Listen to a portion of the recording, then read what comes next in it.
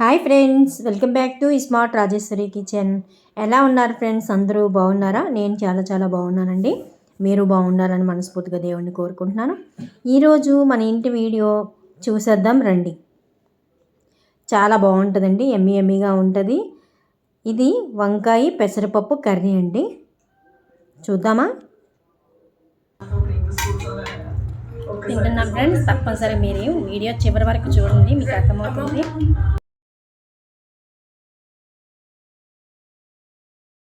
బాగుంటుంది. వంకాయతో ఎన్నో రకాల రెసిపీలు తయారు చేసుకోవచ్చు కదా, అందులో ఇది కూడా ఒకటండి. ఇంకా నేను చాలా పెడతాను వంకాయతో ఏమేమి చేసుకోవచ్చు అనేది.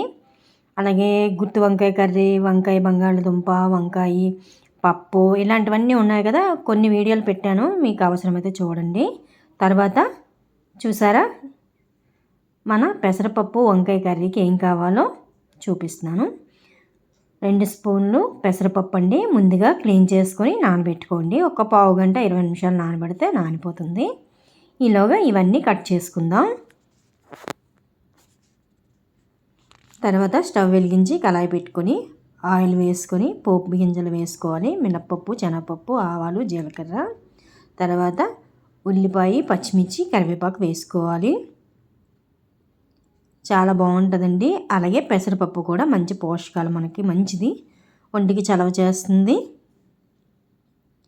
పెసరపప్పు కూడా చాలా కమ్మగా ఉంటుందండి. మనకి కందిపప్పు కన్నా పెసరపప్పు పప్పుచారు కానీ, ముద్దపప్పు కానీ, అలాగే ఇలాగ ఇందులోనే తోటకూర కానీ, అరటికాయ ఇందులో వేసి వండుకున్న పెసరపప్పు చాలా బాగుంటుందండి. ఒకసారి మీరు ట్రై చేసి చూడండి. ఇప్పుడు ఇందులో కొద్దిగా వెల్లుల్లిపాయలు కూడా వేసుకోవాలి. పోపు వేగింది. తర్వాత వంకాయలు కట్ చేసుకున్నాం కదా, అవన్నీ వేసుకోవాలి. వేసుకొని కాస్త మీడియంలో పెట్టేసుకొని ఫ్రై చేయండి. వంకాయలు ఒక 5 నిమిషాలు ఫ్రై చేస్తే సరిపోతుంది, వంకాయ మెత్తబడుతుంది కదా. ఇలా మన పెసరపప్పు కూడా నానుతుంది. చాలా బాగుంటుందండి. వెజిటేబుల్ కర్రీస్ ఎక్కువ తినాలి అనుకుంటే అప్పుడప్పుడు ఇలా పప్పులు వేసుకొని అలాగే పచ్చడి చేసుకోవచ్చు. చాలా ఉన్నాయండి వెరైటీలు వంకాయల్లోని. ఇప్పుడు వంకాయలు కొద్దిగా మగ్గిన తర్వాత టమాటీలు ఇలా వేసుకోండి. నేను 3 టమాటీలు వేద్దాం అనుకున్నాను, కానీ టమాటీలు బాగా పుల్లగా ఉన్నాయని 2 వేసాను. చూసారు కదా, ఇలాగే మూత పెట్టేసుకొని మగ్గనివ్వండి. చక్కగా వంకాయ టమాటీ మగ్గిపోతుందండి. అప్పుడు మనం ఏం కావాలో ఏం వెయ్యాలో చెప్తాను.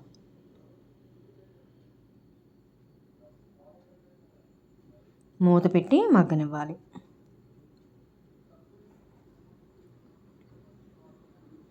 ఆల్రెడీ కొంతమందికి ఈ కర్రీ తెలుసండి, కొంతమందికి తెలియదు కదా.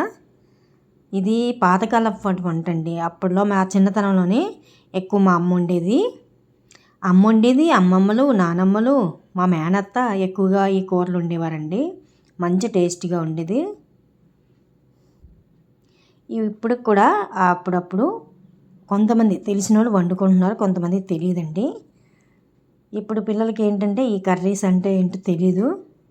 ఎంతసేపు నాన్ వెజ్, బయట ఫుడ్ తప్ప వీళ్ళకి ఇలాంటివి కూడా చెప్పి తినిపిస్తే అప్పుడు ఆ టేస్ట్ తెలుస్తుంది, ఈ ఫుడ్లో ఎంత మంచి పోషకాలు ఉన్నాయో తెలుస్తుంది. ఇప్పుడు మనకి టమాటీ వంకాయ కొద్దిగా మగ్గింది. సాల్టు, కొద్దిగా పసుపు వేసుకుందాం. ఇలా కలిపి మళ్ళీ మూత పెట్టి మగ్గనివ్వండి. మీడియంలోనే పెట్టుకోండి.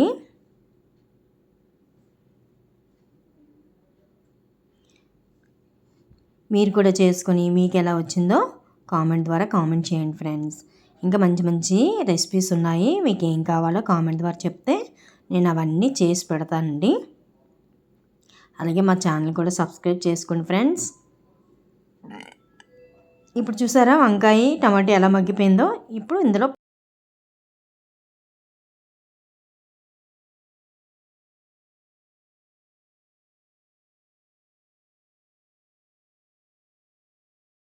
పెసరపప్పు వేసుకుందాం.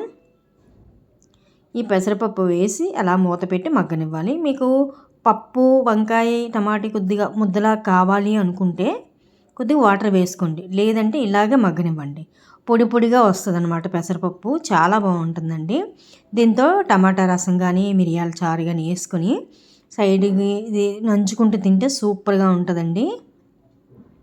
అలాగే మజ్జిగన్నంతో కూడా చాలా బాగుంటుంది కర్రీ. మనము నైట్ వండుకొని ఉదయానికి కొద్దిగా కర్రీ ఉండిపోయిందనుకోండి, ఆ కర్రీ ఉదయాన్నే మజ్జిగన్నం చలిదన్నం అంటాం కదా, ఇప్పుడు ఎలాగ తినాలండి శీతాకాలం, ఎండాకాలం తింటాం కదా, అలాంటప్పుడు కూర ఉదయం మజ్జిగన్నంతో కానీ గింజన్నం అంటాం, గింజన్నంతో కానీ తింటే సూపర్గా ఉంటుందండి. కమ్మగా గిన్నెడు అన్నం తినేయవచ్చు ఇది నంచుకుంటూను, అంత బాగుంటుంది. ఇందులో కొద్దిగా కారం వేసుకొని మూత పెట్టాలి. చూసారా, ఇప్పుడు మన పెసరపప్పు చక్కగా ఉడికిపోయిందండి. మనకి పొడి పొడిగా కావాలి అనుకుంటే ఇంకొద్ది మగ్గనిచ్చి దించేసుకుంటే సరిపోద్ది. కొద్దిగా మెత్తగా పప్పు కావాలి అనుకుంటే కొద్దిగా వాటర్ వేసుకుంటే మెత్తబడిపోతుందండి. పెసరపప్పు తొందరగా ఉడికిపోతుంది కదా. అప్పుడప్పుడు ఇలా వండుకోండి ఫ్రెండ్స్. ఎప్పుడు ఒకలా కాకుండా వంకాయలో చాలా వెరైటీలు చేసుకోవచ్చు. అవన్నీ నేను వీడియో పెడతాను. తప్పనిసరిగా మా ఛానల్ సబ్స్క్రైబ్ చేసుకోండి ఫ్రెండ్స్. చూశారు కదా, ఇలా బద్దలా ఉంటేనే మాకు నచ్చుతుంది.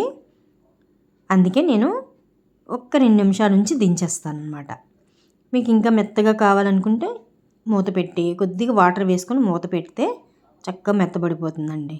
ఇంకా మన కర్రీ రెడీ అయిపోయిందండి. చూసారా ఎంత పొడి పొడిగా వచ్చిందో.